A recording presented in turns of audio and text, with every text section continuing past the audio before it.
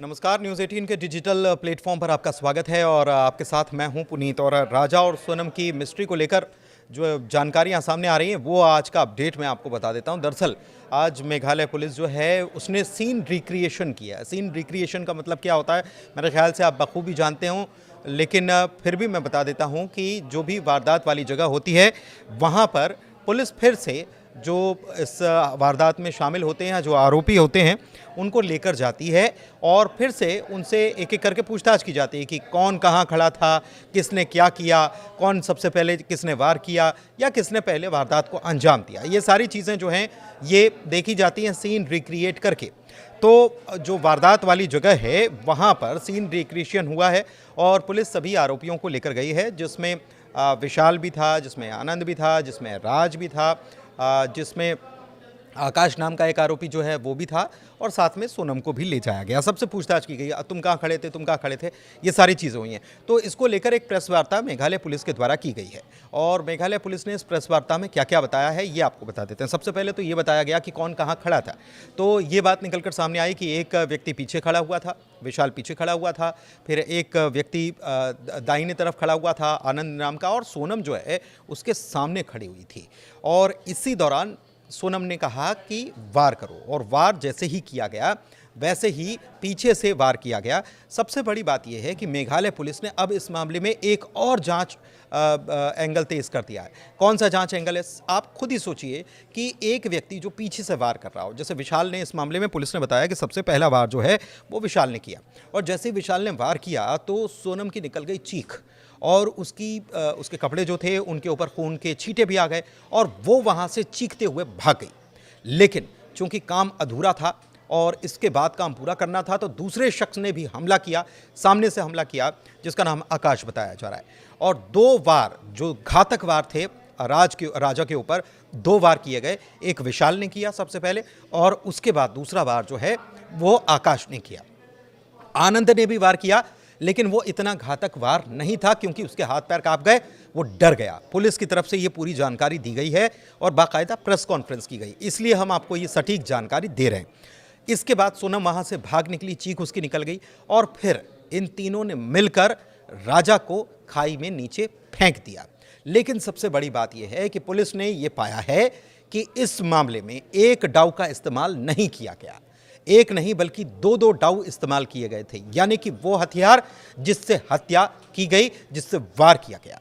सीधी बात है कि एक व्यक्ति पीछे से कोई हमला कर रहा है, उसने अगर हथियार से वार किया तो उसके आगे जो खड़ा है, जिसने हमला किया, क्या वो खाली हाथ खड़ा है या उसने पीछे वाले व्यक्ति से हथियार लिया और फिर हमला किया? शायद ये थ्योरी काम नहीं कर रही हो, इसलिए पुलिस ने माना है, जो सीन रिक्रिएशन किया है उसमें भी पुलिस ये मानकर चल रही है। और पूछताछ में भी पुलिस को कुछ ऐसे क्लूज मिले हैं जिससे ये पता चलता है कि हथियार एक नहीं 2-2 डाउ थे और 2 डाउ का इसमें इस्तेमाल किया गया। एक को तो बरामद कर लिया गया है, अब दूसरे हथियार की तलाश भी तेज कर दी गई है। पूछताछ में और भी चीज़ें पता चलेंगी कि ये इन्होंने दूसरा हथियार कहाँ रखा था। सबसे बड़ी बात यह है कि एक जानकारी और निकलकर सामने आ रही है, वो जानकारी है इनके ड्रेस कोड को लेकर, यानी कि जीन्स और लाइट कलर के शर्ट्स या टी शर्ट इन्होंने वियर किए थे, पहने थे। कि इसमें राज जो है वो तो इंदौर में था, लेकिन बाकी साथी जिसमें आनंद है, विशाल है, आकाश है और सोनम है, इन्होंने डार्क कलर के कपड़े, ट्राउज़र या जीन्स पहन रखी थी और ऊपर लाइट कलर की टी शर्ट पहन रखी थी। तो क्या ये ड्रेस कोड जैसा कुछ हो सकता है? ऐसा लगता तो नहीं, लेकिन हो सकता है कि कोइंसिडेंस हो। तो एक एंगल ये भी है, लेकिन पुलिस ये मानकर चल रही है कि ये कत्ल का मोटिव जो है, ये मोटिव बिल्कुल अलग था। इसके पीछे ये लव ट्रायंगल वाला मामला जो है, ये पुलिस इसकी जांच तो कर रही है, लेकिन पुलिस को ये भी लग रहा है कि ये मामला कुछ और भी हो सकता है। और कुछ खबरें ये भी हैं कि कुछ पैसे लेकर गई थी, वो भी गायब हैं। ये भी पता चला है कि राज जो है इस मामले में जो मुख्य आरोपी पुलिस बता रही है उसको, उसके खाते से भी करोड़ों का ट्रांजैक्शन हुआ। तो ये खातों से करोड़ों का ट्रांजैक्शन किस एवज में किया गया, और राज की आर्थिक स्थिति तो सब जानते हैं। तो इस एंगल पर भी जांच की जा रही है, लेकिन अब फिलहाल ये एंगल भी चल रहा है कि पुलिस जो है वो ये भी मानकर चल रही है कि कोई और प्रेमी तो नहीं है, कोई और शख्स तो नहीं है जिसकी वजह से ये सब कुछ हुआ।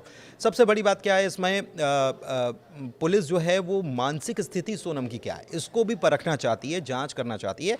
और पहले मेडिकल उसका टेस्ट कराया गया, उसके उसके बाद न्यूरो साइंस इंस्टीट्यूट जो है वहाँ पर सोनम को ले जाया गया। तो कहीं ना कहीं पुलिस को ये लग रहा है कि कहीं ये न्यूरो जैसा कुछ मामला तो नहीं है या साइको जैसा मामला तो नहीं है। ये भी पता चला है कि सोनम ने ही राज का मोबाइल तोड़ दिया था, क्योंकि सारे मोबाइल सोनम के पास थे। सबसे बड़ी बात यह है कि राज के पास मोबाइल ही नहीं था।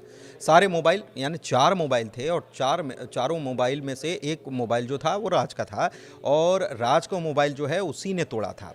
उसने और एक विशाल जो नाम का जो इस मामले में आरोपी है उसने मोबाइल तोड़ा था, और उसके बाद वो कहाँ फेंका गया ये अभी तक पता नहीं चल पाया। तो पुलिस इनके बारे में पता कर रही है। और 3 मोबाइल और थे सोनम के पास जो कि उसके खुद के, जिसमें एक आईफोन भी है। तो उसका डेटा रिट्रीव हो जाए, डेटा रिकवर कर लिया जाए, इसके लिए भी प्रयास किए जा रहे हैं। या उन मोबाइल को कहाँ फेंका गया, क्या अलग अलग लोकेशन पर फेंका गया, वो भी जांच कर रही है। इसके अलावा पुलिस जो है एसआईटी जो है मेघालय की, वो इंदौर भी जांच करने के लिए पहुंची है, और वहां पर भी कुछ चीज़ें खंगाली जा रही है। मसलन सोनम कहाँ रुकी थी उस फ्लैट को भी खंगाला गया है, तलाशी ली गई है। एक अपडेट ये भी है, और कुछ अपडेट वहाँ से निकलकर सामने आ रहे हैं।